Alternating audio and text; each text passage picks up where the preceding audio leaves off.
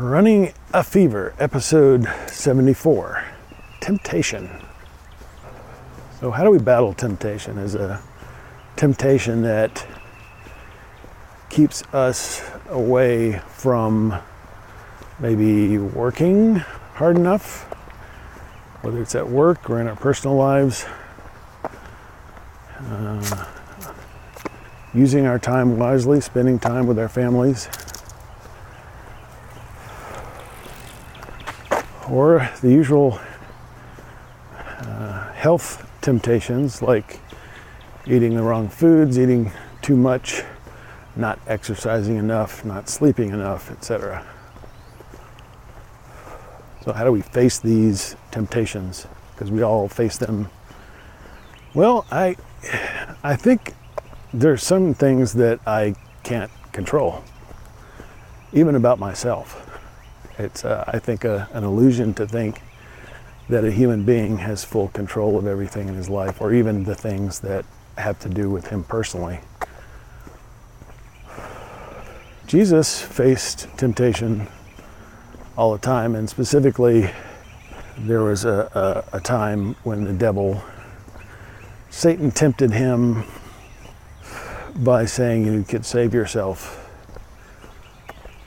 I will give you all the world, and all you have to do is renounce God and claim me as your Lord.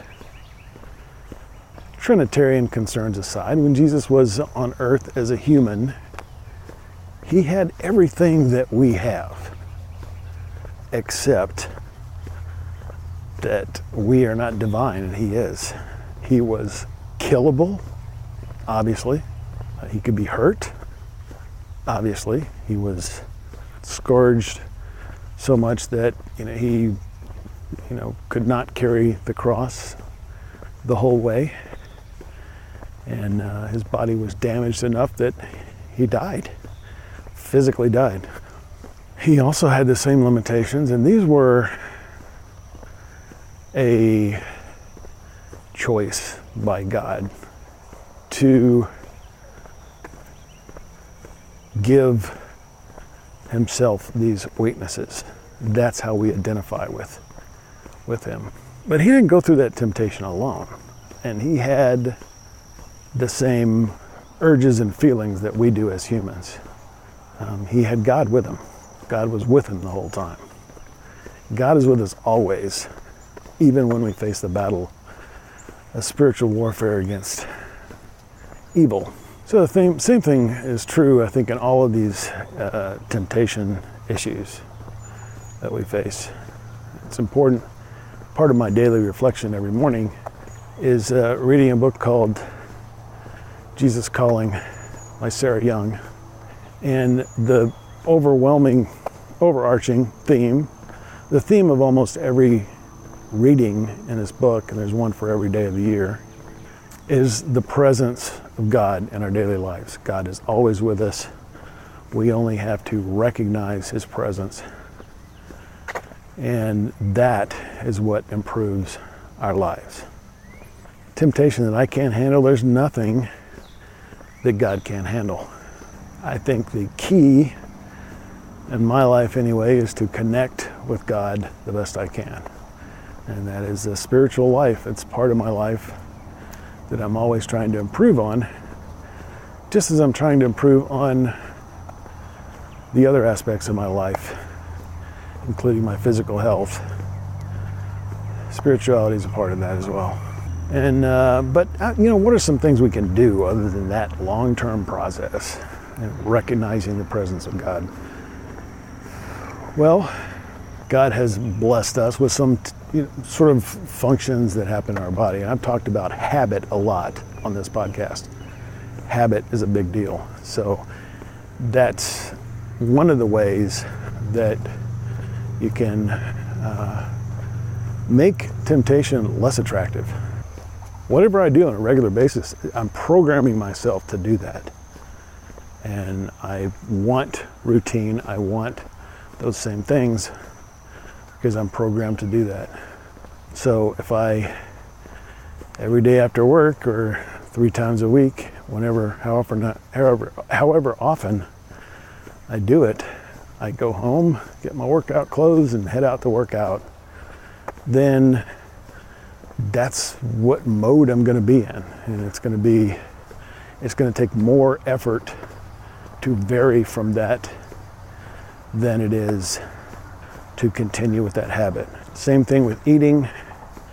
Gotten in the habit of counting my calories. I've gotten in the habit of eating 6 meals a day, and those are the automatic things that I do. When I get up, I don't, what do I know to do?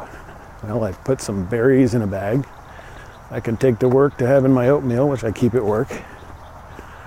I throw a couple of yogurts or a piece of fruit in the bag and a frozen container of chili or whatever I'm having for lunch. Maybe some crackers. And that's what I take to work.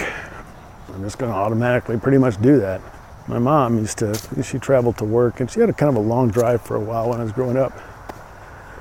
She used to say she could crawl in the back of her car and go to sleep, and her car would still go to work. It was that kind of thing. That's habit right there.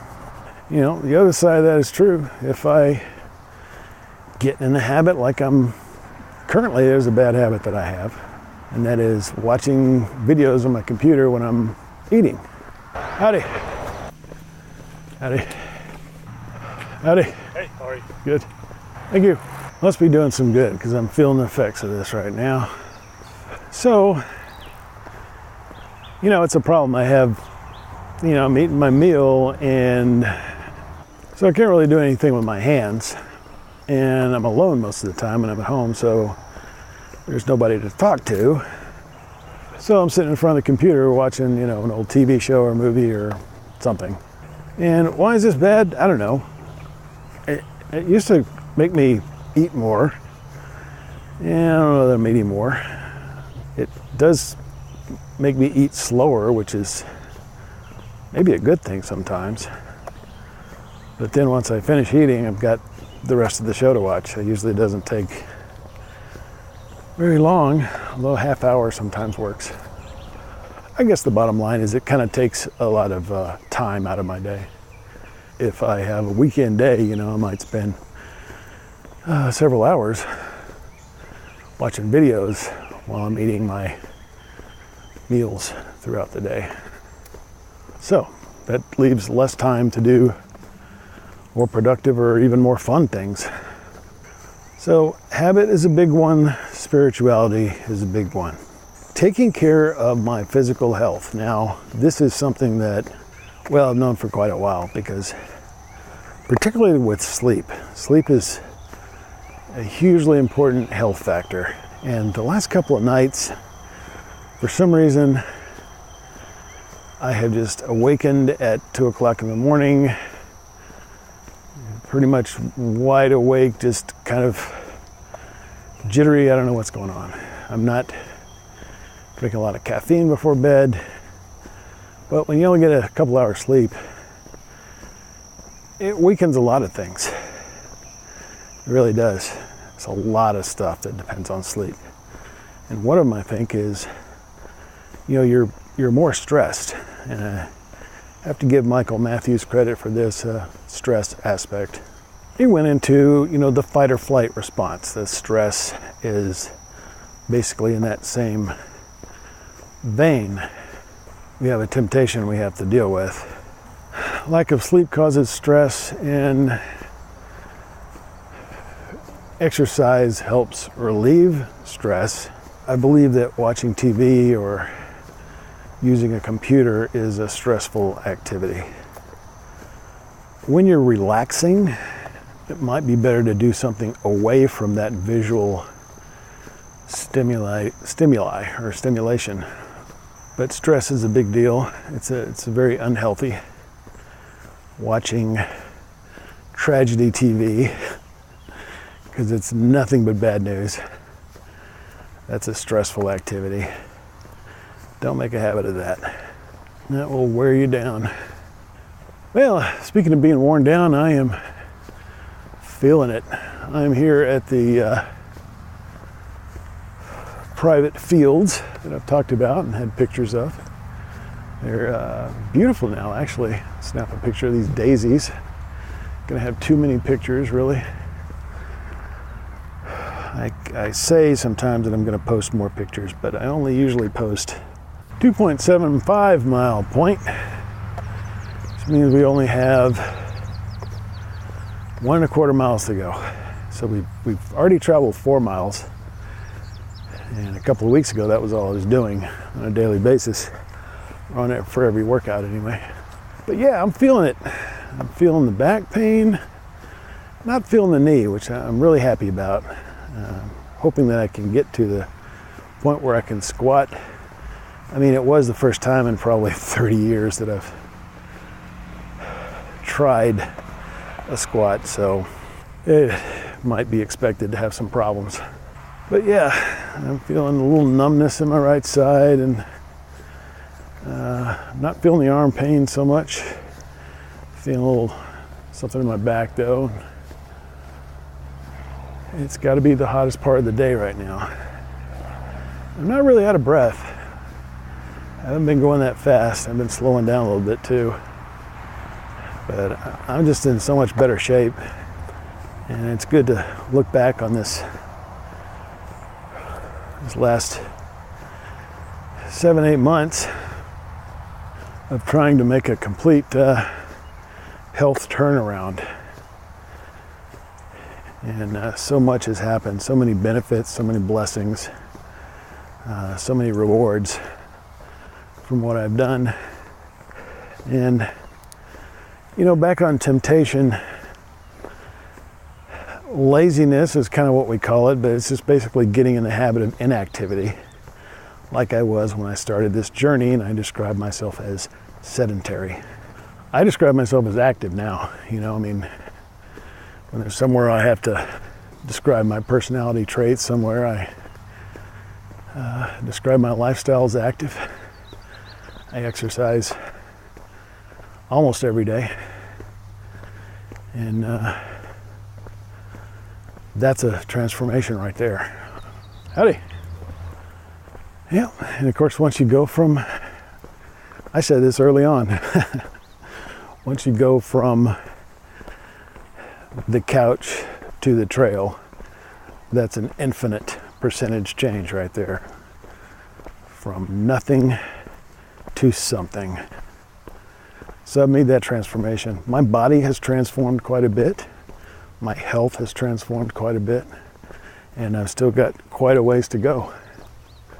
But during that time that I was out for the knee injury, you know, I could have easily gotten in the habit of not working out and just never returned. And that's why I want to talk about another way to battle temptation, and that is to look at the big picture. To look at the big picture. See it all the way through to the end. You know, if you're thinking about having 12 beers, think about the last time you had 12 beers. What did you do? What did things look like when you woke up the next morning? What did you feel like?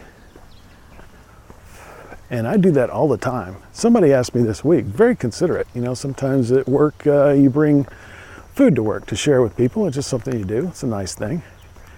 And we have a remote worker who comes into town, you know, once every couple of months or so. Not that often. But when she does, she usually tries one day to bring in breakfast. And so she did that this time, and she asked me, it's kind of funny, she said, so what do you supermodels eat for breakfast? And at first I didn't know what she was asking, but it was cute the way she asked it. I didn't know if she was just, you know, making conversation because she, you know, had known all about, you know, my weight loss and everything. So it's kind of, you know, I told her, you know, oatmeal. You know? But then I realized that she was, you know, what would you eat? You know, because a lot of times the stuff brought in, you know, donuts or whatever, I just won't eat them, you know, no big deal. I just pass on it. And why? Why do I do that now? Because I've gotten to where I don't just think about, well, do I want to eat that? Is it tasty enough for me to eat? I don't just think about that. Am I hungry? I think about, how many calories, because I've been counting calories every day since at least, January, something, February maybe, months. Every single day I've been counting up my calories. And so I know that if I'm trying to lose weight, I need to have a calorie deficit. If I'm trying to stay the same weight, I need to have the same calories that I burn. So I look at that donut and I say, well, I don't know, can I eat just one? If I eat two, maybe that's going to be 600-800 calories. Then what do I got to do to make the rest of the day work out? Am I just eating another shake for lunch and a shake for dinner? And to some extent I think about the health aspect. Is this a healthy food? And that sort of thing. So, donuts are a lot of fat, a lot of sugar, just really concentrated. And, every now and then I'll have one. It's not that I don't like them, but they're just too expensive in terms of calories. So I think into the future at the results. I think it all the way through. That's how you handle temptation. If I don't work out today, which is my regular scheduled workout, what do I have to do? Well, I have to fit it in somewhere else. I've already got my schedule worked out to where I've got plenty of time today. I don't have to scramble to get out and get a shower and get changed and all that stuff. So that's what I think. Well, I need to get this in. If I can get any extra calorie burn in, not that I'm trying to do that, but if I do, that means it makes it easier for the rest of the day. It's like saving money. It makes life easier financially in the future. You're saving up your calories. So that's the third big way of fighting temptation. Number one, get some help, spiritual. Maintain a good spiritual life and bring in the all-powerful to help you out. Because I just can't control myself a lot of times. But he can, if I let him. Got free will, but I gotta let him. Anyway, spiritual and habit and thinking it through. And avoiding stress. I guess I talked about the stress aspect. By keeping yourself fit, exercising, not watching too much TV or being on the computer, taking it easy. So there you have it. I really hope this has been helpful to you in your battles with temptation. Until next time, keep the fever, and I'll talk to you next time. This is the Padua Podcast Network. PaduaMedia.com.